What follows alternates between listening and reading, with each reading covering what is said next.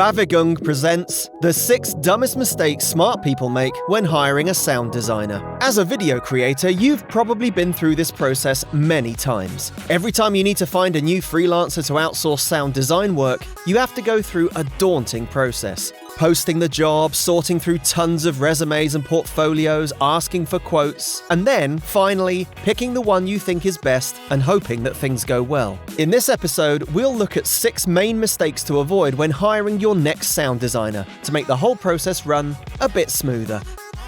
Mistake number 1. Paying too little. Imagine the scene. You've invested a lot of time and money researching, writing and rewriting the script, storyboarding, searching for the perfect voiceover, illustrating, animating, and finding just the right music. Everybody has been rushing to meet the deadline and you're almost done. The only thing left is the sound design and final mix before you can send the fantastic video to the client. But be careful not to rush it through. Sound design is one of the very last stages of the post-production process. But trying to save money while getting the final version done and dusted and sent to the client will probably lead to disaster. What you won't pay in money, you'll pay later in delays, fixes, and a giant headache. Just like every other aspect of the video production process, this needs to be done efficiently, but to a high-quality standard.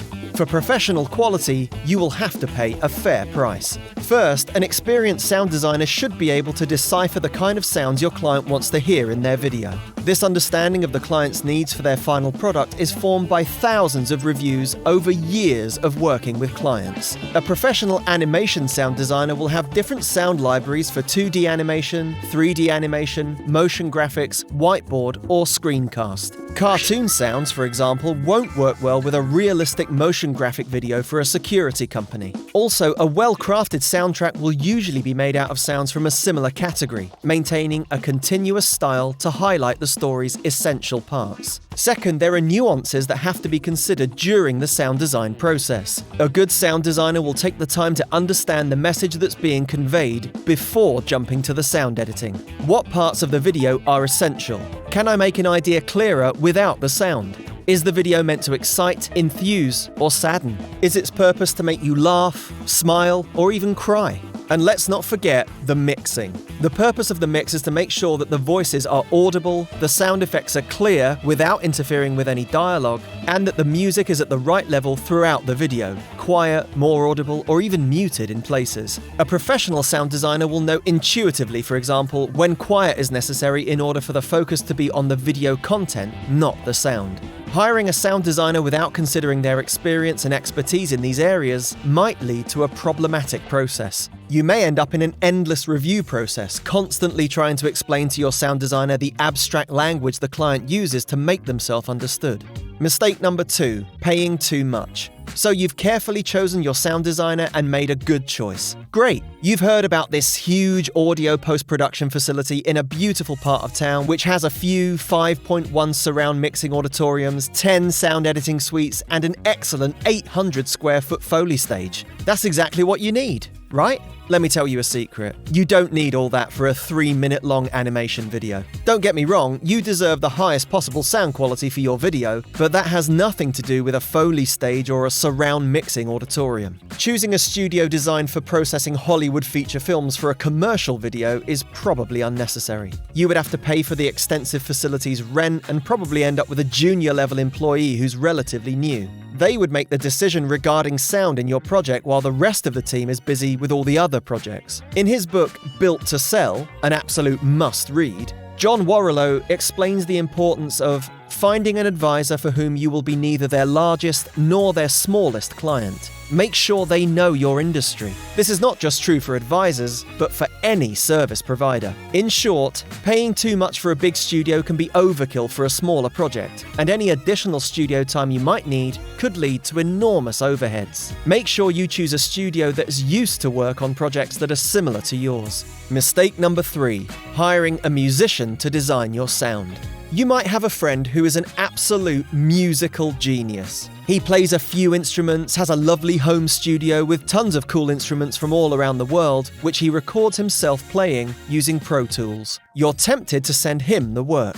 I know him. He gets it because music is related to sound. I don't have to bother finding a sound designer, and he might even cut me a good price. Tempting as it may be, you should hold off on hiring him to do the sound design on your project. Saying that composing music is the same as sound design and mixing is like saying that graphic design and animation are the same thing. A music producer might be a good sound designer, but don't assume that they are based only on their musical composition talent. Ensure the sound designer you hire has proven experience in your industry and has worked mostly on projects similar to yours. What's the purpose of a commercial video anyway? It is to sell. Download today. A professional sound designer who's an expert in the field of commercial animation will know how to grab the viewer's attention in the first few seconds of the video, from the moment it begins until the viewer continues to scroll through their feed. Attention is the most important asset a brand can have. And in commercial video production, the aim is to maximize the chances that the video will grab users' attention. In short, a musician is not necessarily the right person to do the sound design and mix your video soundtrack. Make sure you hire a professional sound designer who has proven experience working with your industry. Mistake number 4, not getting stems. When mixing sound for a video, there are 3 elements to consider: voice, sound effects, and music. When a sound designer opens a project, they use all kinds of plugins to apply specific processes on the voices to make them clearer and cleaner. They use modulation and tools like EQ,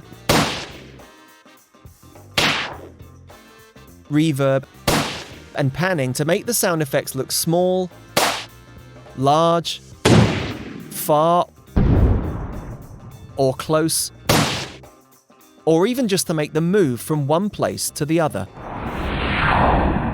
Suppose you need to open this project a year after it's completed and apply specific changes. You'd have to contact your sound designer, hope that they didn't erase the project and still have all the plugins working. In the subscription-based environment of today, they might have decided to stop using some of them. Besides, you might want to make small adjustments in your platform before hiring someone to make the final changes. The solution is asking for stems. Stems are WAV audio files with only one element on each. You should ask for at least 3 layers: voices, sound effects, and music. That way, you can be sure to have the layers needed to make changes in the future. When you have stems, you can make the project length larger or shorter, you can cut parts you don't need anymore, or change the voiceover, for example, while keeping all the other parts of the soundtrack. Tip: those layers aren't meant to be layered one on top of the other and give you the exact same mix. That's just not the way it works. In short, always ask for stems at the end of the project.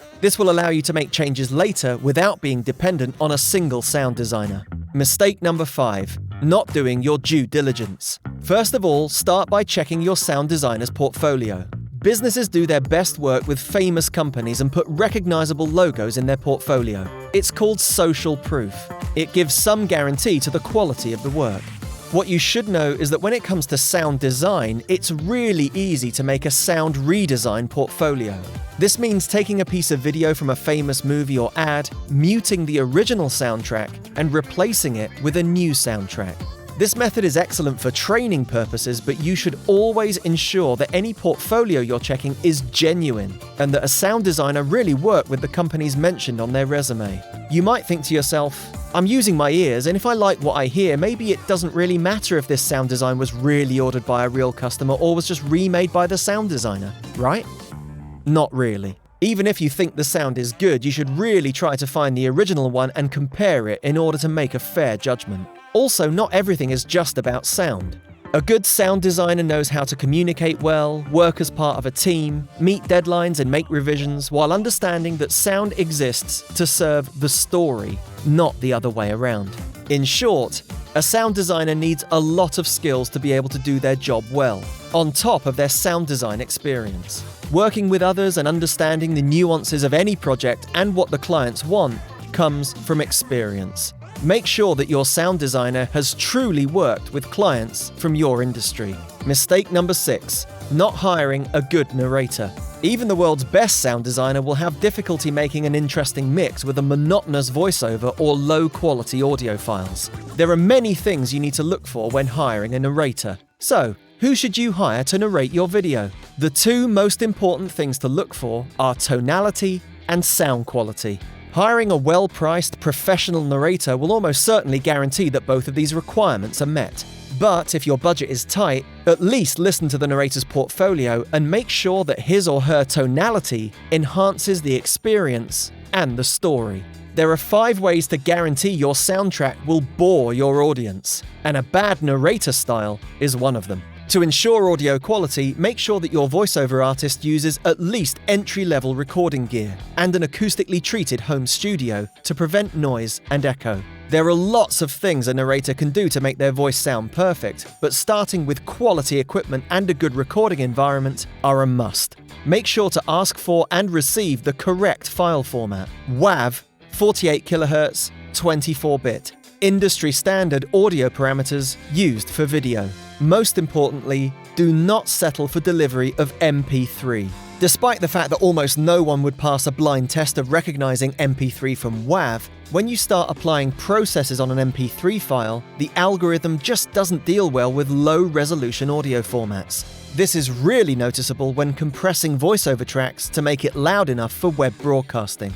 In short, a good narrator knows how to adjust their tone according to the story and the video's atmosphere. Make sure they use professional recording equipment in an appropriate environment and ask for the correct file format. To sum up, choosing the right sound designer is just like finding any other service provider. Just make sure you avoid these mistakes and you'll reduce the risk of having problems in the last phase of production.